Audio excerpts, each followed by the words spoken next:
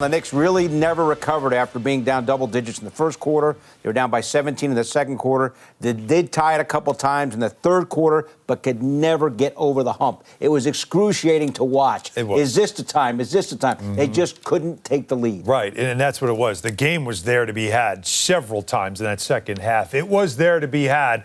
The minutes that changed it all, early fourth quarter. Jalen Williams out there as the lead dog for his team. R.J. Barrett out there as the lead dog for his team. Jalen Williams was the guy that got it done.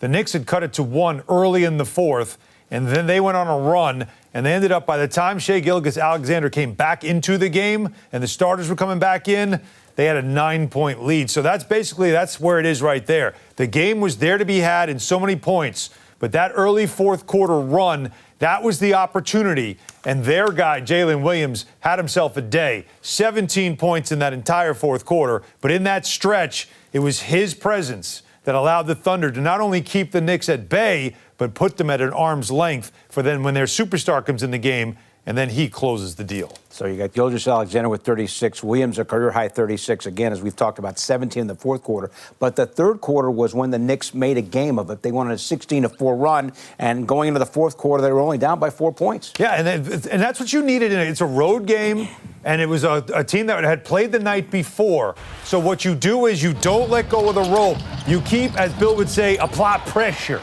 And that is, to me, what the Knicks were trying to do here, was continue to just run up and down the floor and keep putting pressure on a team and see if maybe the tired legs and fatigue might kick in at some point.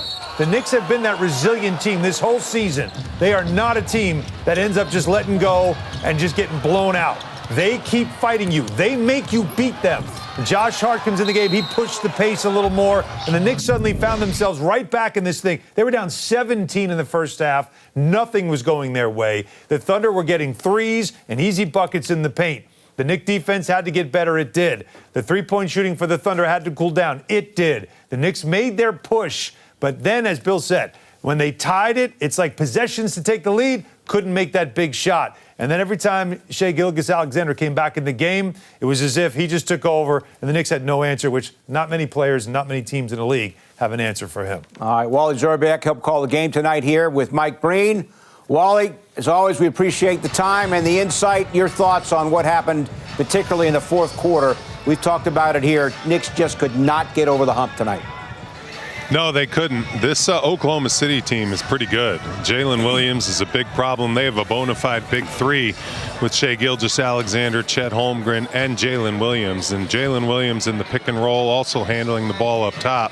Knicks didn't really have an answer for him. I was surprised when Emmanuel quickly was taken out of the game, because he was the one guy on the Knicks that was just making every shot he looked at. And he was knocking down threes, knocking down floaters.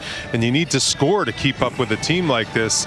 You know, R.J. Barrett was really struggling shooting the basketball, had a lot of good open looks at the three-point line, and just wasn't able to cash them in and knock them down. Now, maybe Tom Thibodeau made the move because of some size issues, because Oklahoma City did go big to finish the game with Josh Giddey out there in the lineup. But, you know, that was a tough loss for the Knicks, and this Oklahoma City team, it's a tough place to play in here. I'll tell you, this building is loud, this building is ruckus, and this young team is coming. They have a bright future ahead for them. Yeah, and you know, you mentioned the substitution there, about 4 minutes to go, down 7.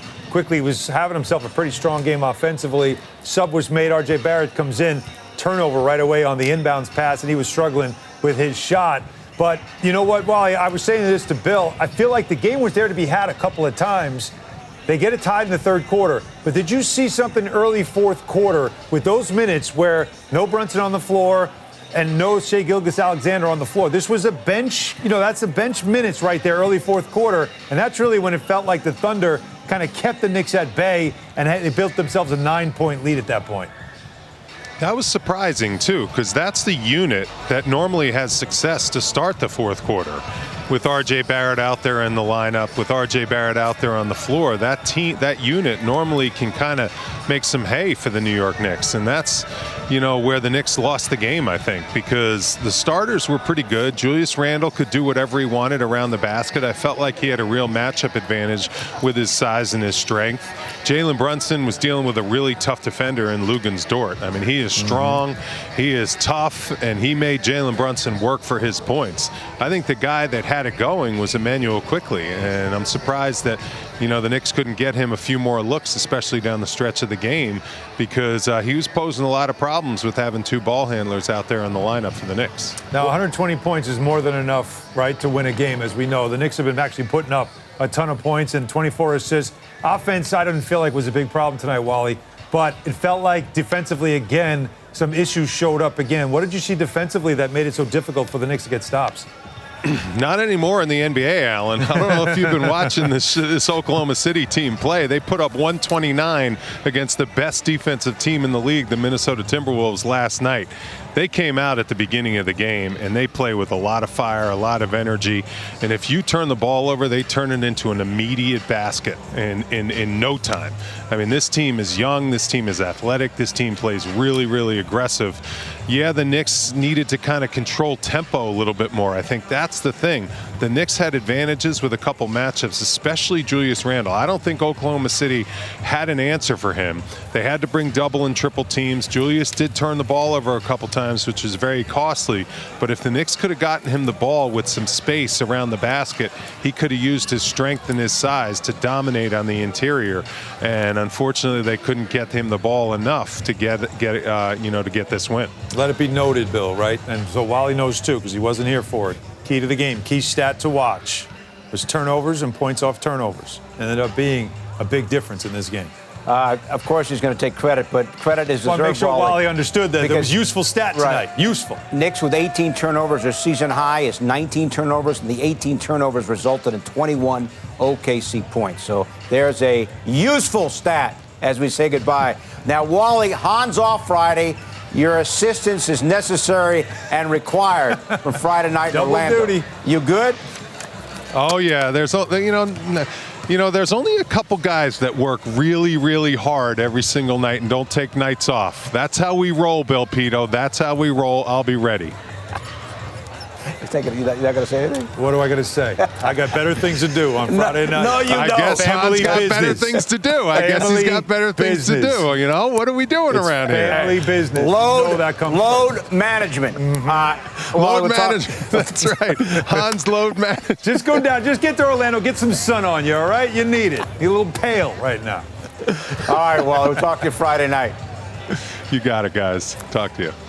We touched on Jalen Williams. Don't get to see him play a lot. No. Boy, the guys on the broadcast think he might be an all-star one day. 36 points, and again, 17 of those 36 in the fourth quarter. And if you watch him, what you're seeing is a player that is looking a lot like the all-star on the team right now in Shai Gilgeous-Alexander. It's a very similar kind of game. Maybe I'd argue he shoots the three a lot better. He was 5 for 5 from downtown. As you see the step back here, oh, you're a big, you're going to guard me?